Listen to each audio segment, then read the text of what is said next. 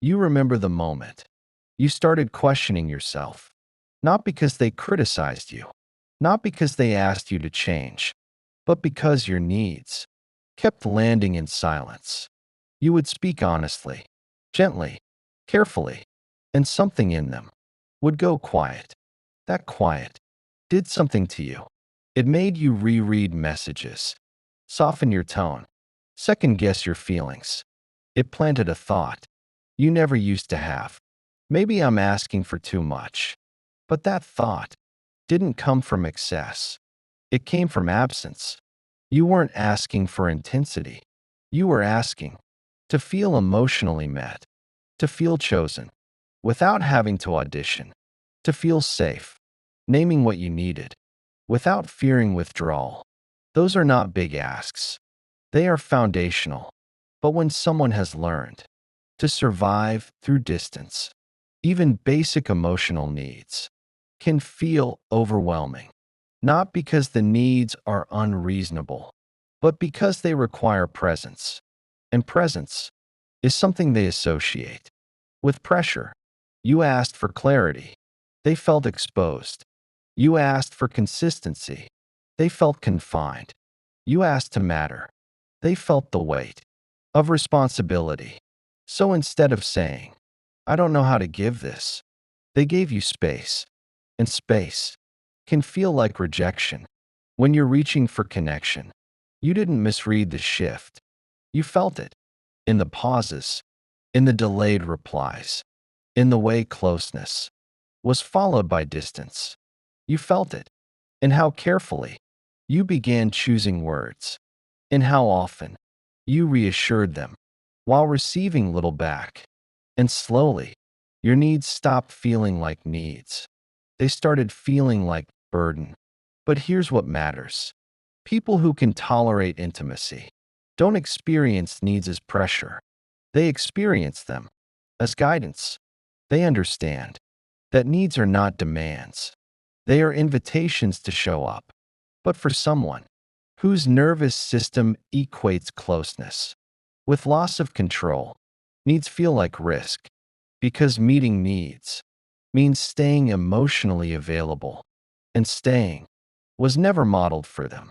So your honesty activated discomfort, not because it was wrong, but because it revealed what they hadn't learned how to do. And instead of confronting that gap, they retreated into distance. Distance protected them from feeling inadequate. Distance protected them from confronting their limitations. And in that protection, you were left holding doubt. That was never yours.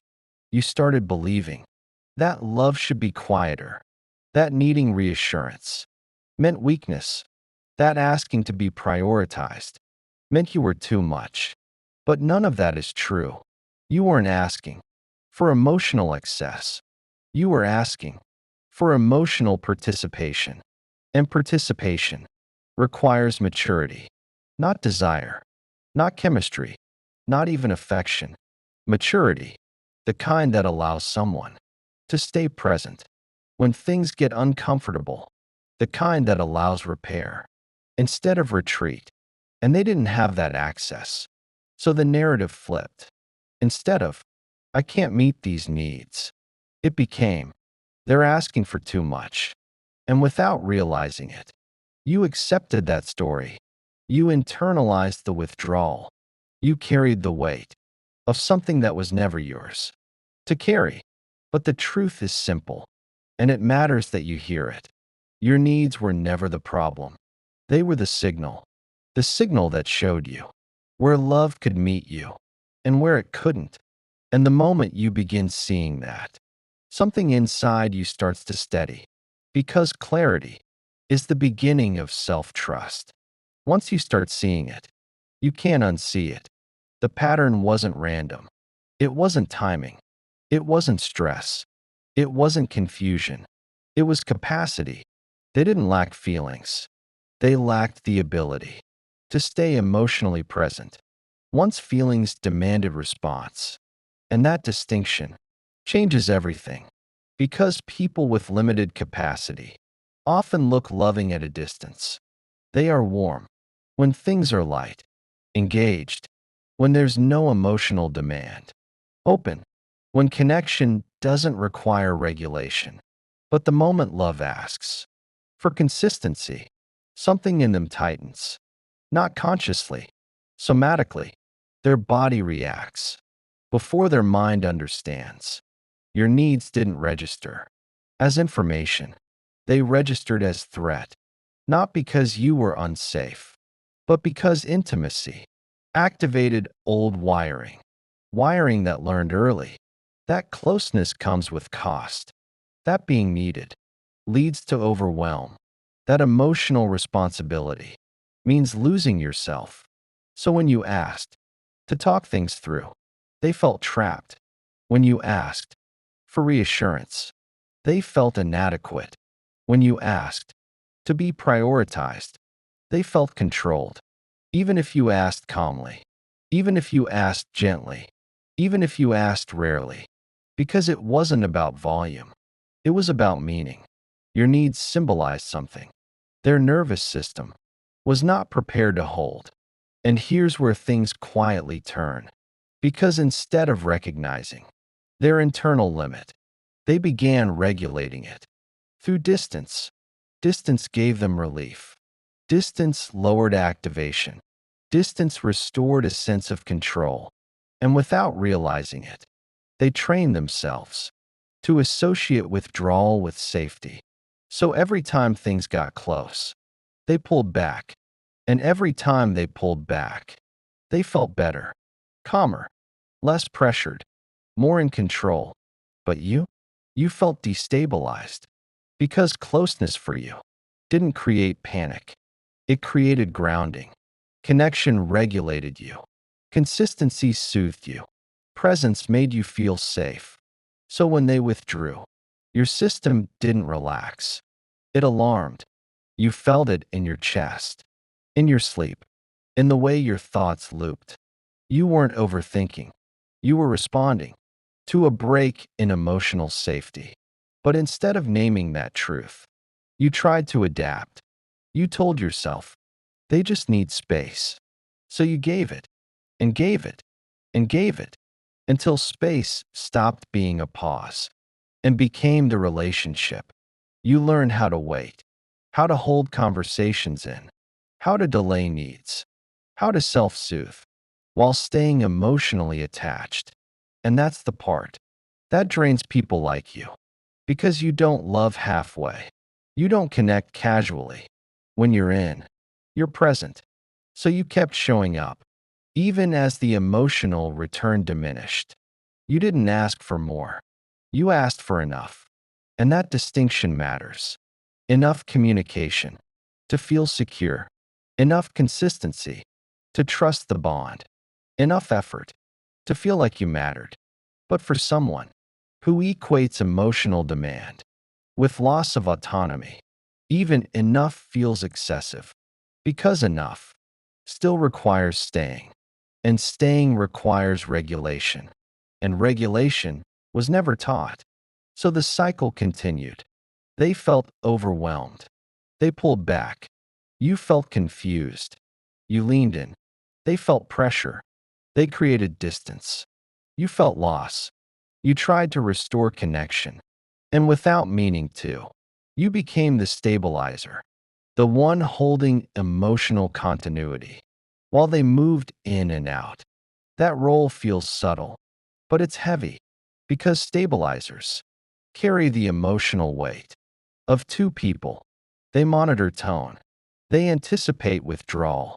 They adjust expectations.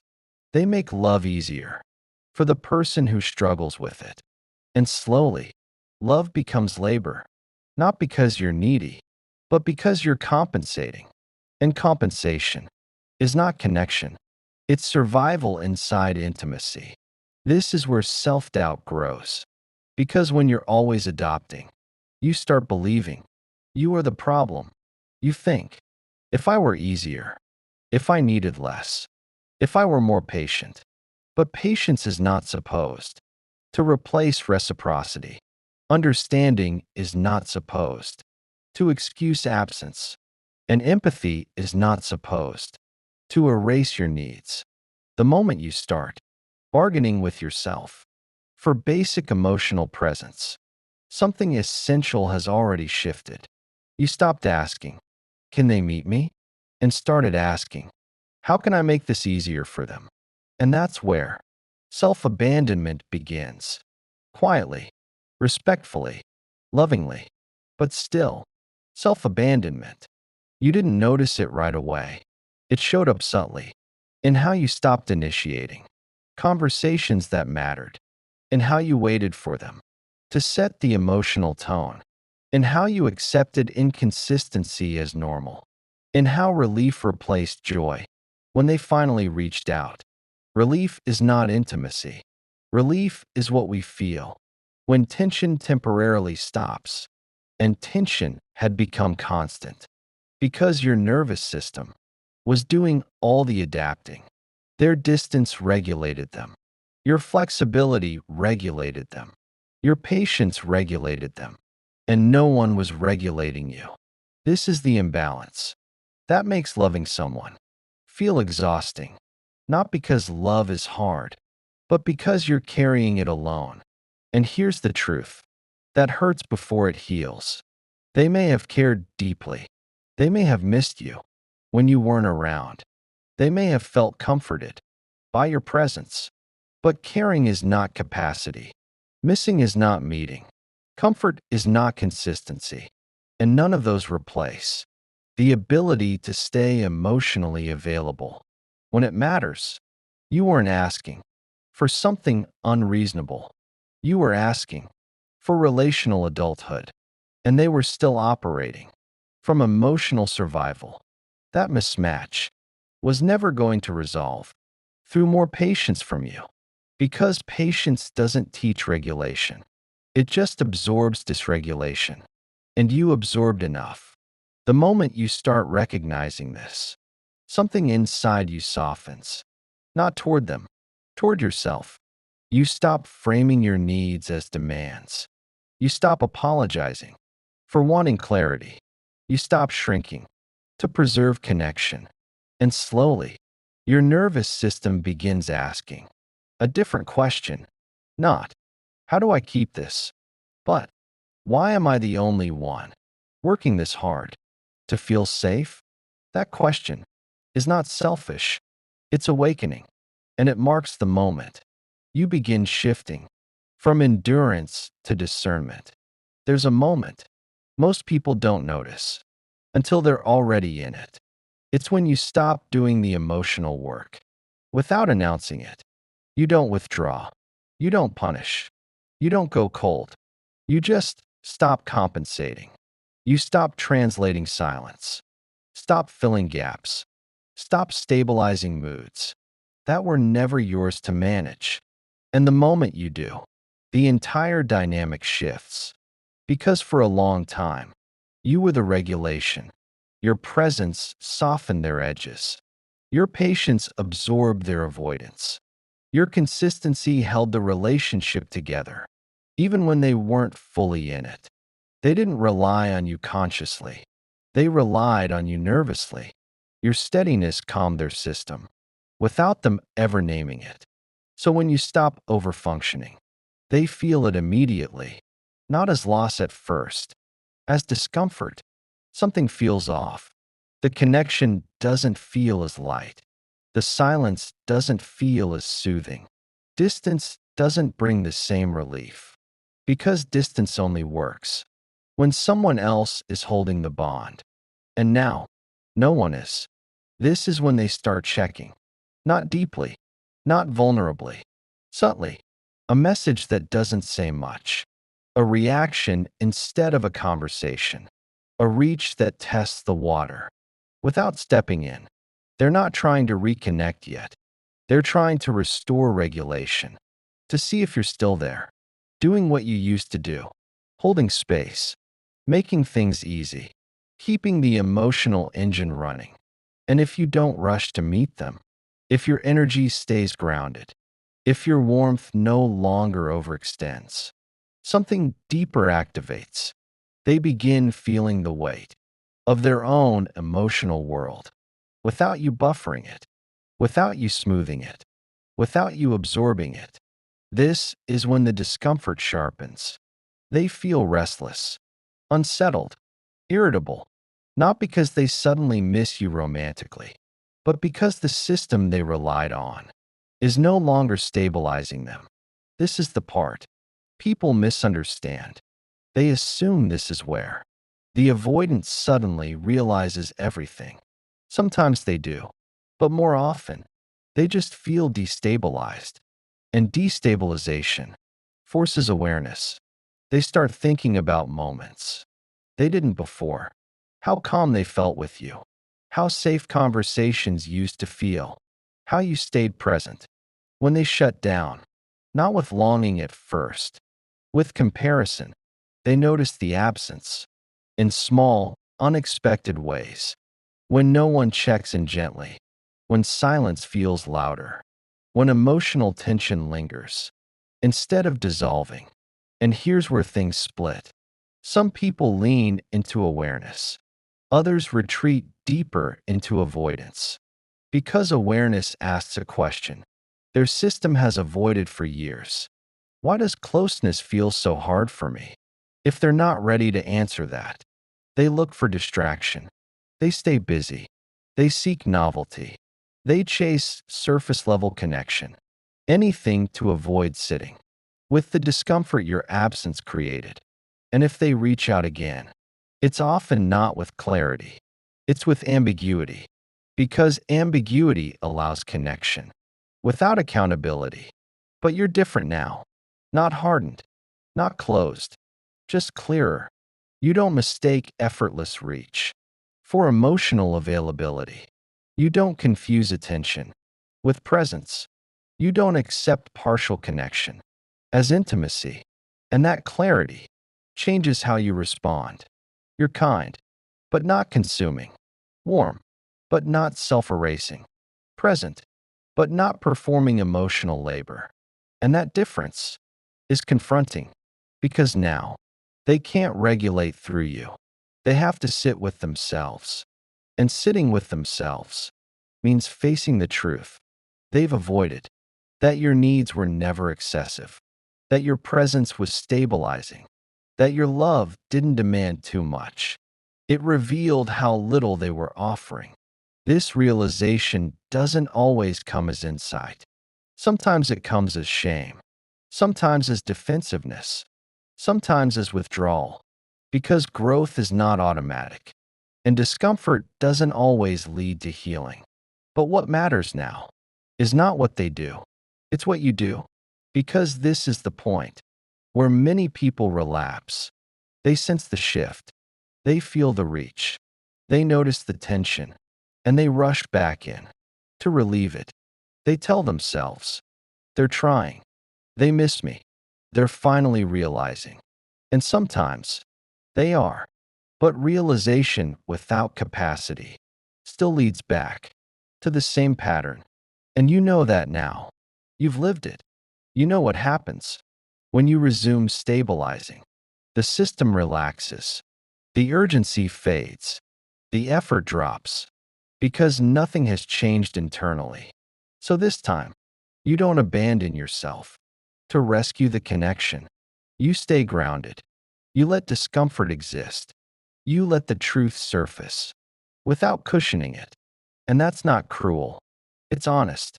Because honesty is the only thing that creates the possibility of real change. And if they step forward with accountability, with consistency, with willingness to grow, that's a different conversation. But if they don't, you don't chase, you don't convince, you don't collapse yourself to preserve attachment. You choose regulation over reaction. You choose presence with yourself.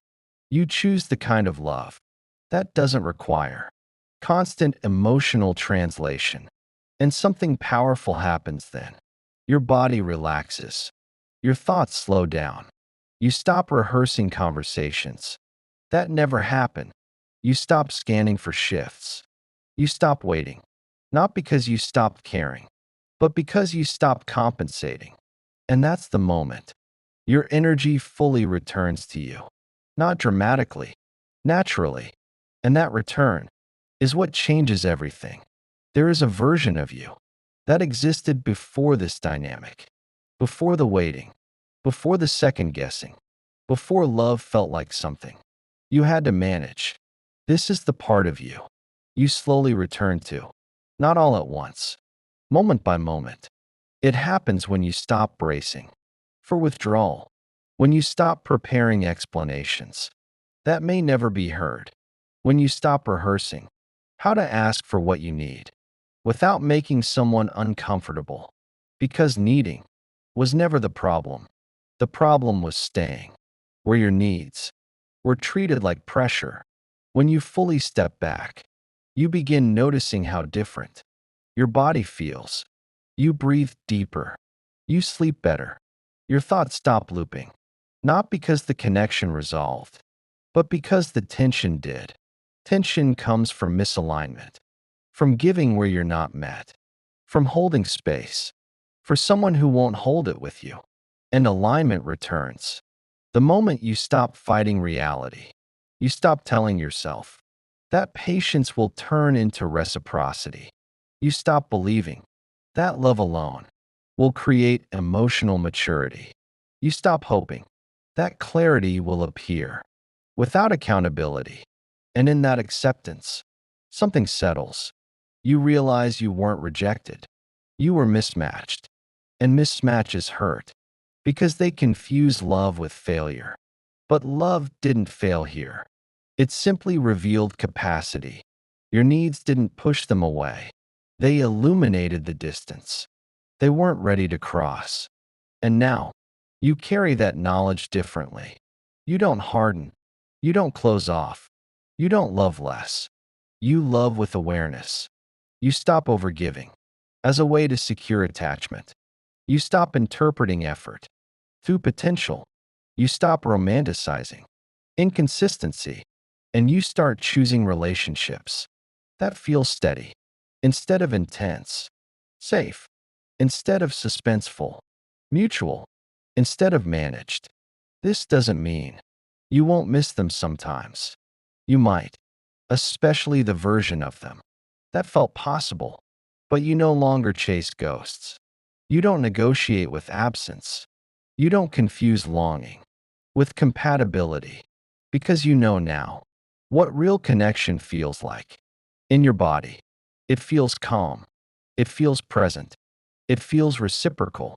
And anything that requires you to disappear, to keep it alive, is not love. It's survival reenacted. You didn't ask for too much. You asked the right thing from the wrong place. And instead of blaming yourself for that mismatch, you let it inform you. You let it guide you. You let it refine your boundaries without hardening your heart. That's growth. And it's quiet. There's no announcement, no dramatic ending, just a steady return to self-respect, to emotional safety, to relationships that don't require translation. And if they ever realize, truly realize, what they couldn't give you, that realization belongs to them, not as regret, as information, information they can use to grow or not. Either way, your life continues, fuller, more grounded, more aligned. And that's the truth that matters most. If this felt like your story, let it land. You don't need to rush past it. And if you're choosing, even quietly, to stop abandoning yourself, to make love work, leave a heart in the comments. Not for visibility, for recognition. And if you want to keep exploring this kind of emotional clarity, the kind that brings you back to your body, your needs, your truth, stay. You're learning how to love without losing yourself. And that changes everything.